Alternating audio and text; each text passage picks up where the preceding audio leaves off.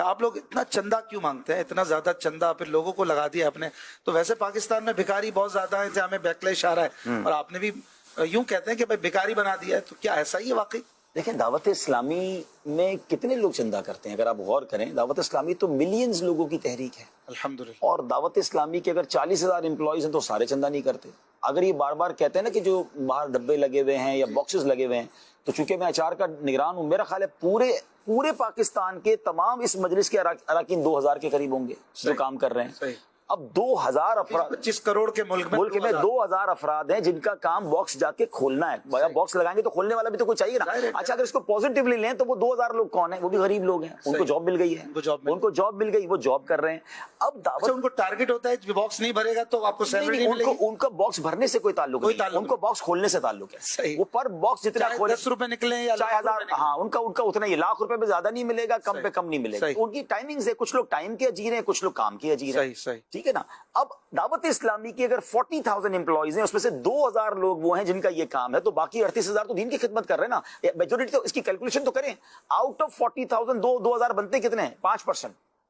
دعوت اسلامی کے 5% امپلائی کا کام چندے کے یہ باکسز وغیرہ لگانا ہے. باقی امپلائیز تو کوئی امام ہے, کوئی مؤذن ہے, کوئی مدرس ہے, کوئی مبلغ ہے, دین کے کام کر رہے ہیں. اب 2,000 افراد اگر پوری دعوت اسلامی کے لیے کام کر رہے ہیں تو یہ تو نارمل سی بات ہے. جس تنظیم میں لاکھوں والنٹیئرز ہوں, آپ والنٹیئرلی کام کرتے ہیں, میں الحمدللہ کرتا ہوں, ایسے لاکھوں ہیں. یہ تو کوئی ایسی بات نہ ہوئی. اب دیکھیں بات یہ کہ چندہ کیوں کرتے ہیں, دس از گڈ کوشچن. جی دیکھیے چندہ کیوں ہوتا ہے کہ دعوت اسلامی کے پہلے کاموں کو سمجھیے. دعوت اسلامی کے اس وقت جو میں سمجھتا ہوں آن پیپر جو ہمیں ہر مہینے خرچہ کرنا ہے اور پھر اس کے بعد سال کا خرچہ کرنا ہے, وہ تقریباً 25-30 ارب روپے بن جاتا ہے. اور اس کے بعد کچھ خرچہ وہ جو آن پیپر نہیں ہے, وہ اس لیے نہیں ہے کہ جو علاقوں میں مسجدیں بن رہی ہیں, آپ کے علاقے میں جو بھی مسجد بنتی ہے 15-20 کروڑ سے کم کی بنتی ہے, جس علاقے میں آپ امامت کر رہے ہیں 22 کروڑ کی جگہ, ابھی آپ نے 22 کروڑ کی جگہ لی. تو یہ پیسے اگر آپ کیلکولیٹ کریں تو دعوت اسلامی شاید سال کے 60-70 ارب روپے خرچ کرتی ہے. 60-70 ارب روپے, اور یہ پاکستان, دنیا کے ملاؤں تو شاید یہ 70-80-100 ارب بن جائیں گے. پوری دنیا میں مراکز بن رہے ہیں, مبلغین کام کر رہے ہیں. 100 ارب روپے جو تنظیم سال کے خرچ کر رہی ہے تو وہ جمع کر رہی ہے, تو کر رہی ہے نا, ٹھیک ہے. لیکن اب آپ 100 ارب جمع کریں گے تو نظر آئے گا نا کہ آپ چندہ بھی کر رہے ہیں, اعلان بھی کر رہے ہیں, اور لوگ آپ کو دے رہے ہیں. آپ کو خرچہ بھی نظر آنا چاہیے کہ وہ خرچ ہو رہا ہے. مسجد چاہیے, ہمیں بھی مدرسہ چاہیے, مسجد بناتے ہیں. دیکھیں مسجد بن جاتی ہے 1 کروڑ 2 کروڑ میں, وہ بنانے والا بنا دیتا ہے, لیکن اس کے بعد مسجد کے امام, مؤذن, الیکٹرک کا بل, یہ سارا شروع ہو جاتا ہے. وہ لاکھ روپے کا خرچہ مہینے کا شروع ہو گیا.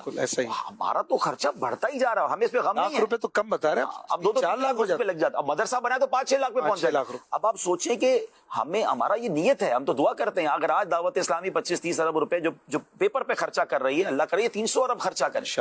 ہم نے کام تھوڑی روکنا ہے, اللہ پاک مددگار بھیجے گا. یہاں تک بھی تو اللہ نے پہنچایا نا, آگے بھی رب نے پہنچانا ہے. تو یہ دیکھیں کلیش جو ہوتا ہے نا اشفاق بھائی, یہ آپ ہمیشہ یاد رکھیں, باقی ناظرین بھی سن لیں.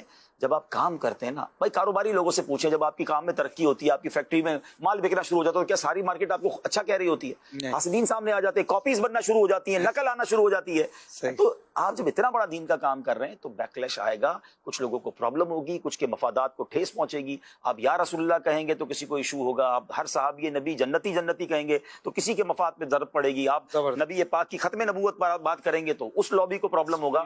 یہ تو جتنا کام بڑھے گا پرابلم آئے گا. دل بڑا رکھنا ہے اور کام کیے جانا ہے. ماشاء اللہ. بھائی صاحب یہ مگر یہاں پر یہ سوال میں ایڈ کرنا چاہوں گا کہ کیا جو آپ کے امپلائیز ہیں, ہمارے امپلائیز ہیں, ان کو ٹارگٹ دیا جاتا ہے کہ آپ نے اگر چندہ نہیں کیا تو آپ کی کارکردگی پر یا آپ کے جو بھی جاب اسکیل ہے, سیلری اسکیل ہے, اس پہ کوئی فرق پڑتا ہے, یا ایک ترغیب کے طور پر ہوتا ہے کہ آپ سب بھی کوشش کریں, جیسے والنٹیئرز کر رہے ہیں آپ بھی کریں؟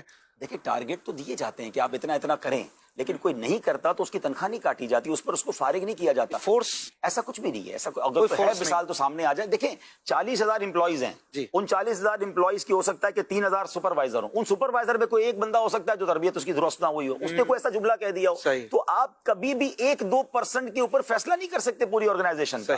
آپ کے پاس ہزاروں, آپ کی مسجدوں میں امام دعوت اسلامی کے لگے ہوئے, ان سے پوچھ لیں کہ کب ان کو یہ کہا گیا کہ بھائی آپ نماز چھوڑیں, آپ چندہ کریں, چندہ نہیں کریں گے تو جاب سے نکال دیں گے. ہمارے ہزاروں امپلائیز ایسے جو سال میں 1 روپیہ جمع نہیں کرتے, اور وہ چل رہے ہیں کیونکہ ان کا کام چندہ جمع کرنا نہیں ہے نا, ان کو امامت کے لیے رکھا ہے, ان کو تلاوت کے لیے رکھا ہے, ان کو بچوں کو پڑھانے کے لیے رکھا ہے, وہ اپنا وہ کام پورا کر رہے ہیں. تو ہم کون ہوتے ہیں اس کو نکالنے کی؟ شرعن اجازت نہیں ہے ہمیں اس بات کی. بڑی اچھی وضاحت ہو گیا.